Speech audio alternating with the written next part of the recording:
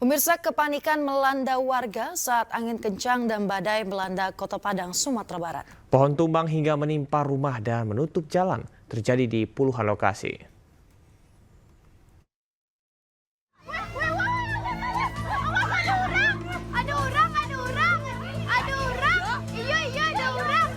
Video amatir warga merekam saat sebuah pohon tumbang di kawasan bypass Air Pacah, Kota Tagah, Padang, Sumatera Barat.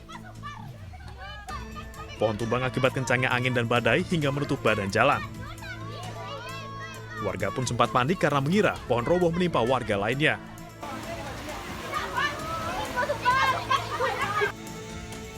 Akibat tertutupnya badan jalan, arus kendaraan sempat dialihkan sementara.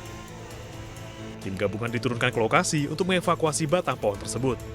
Jadi angin kencang disertai hujan ya, yang mengakibatkan terjadinya pohon-pohon tumbang di seluruh Kota Padang.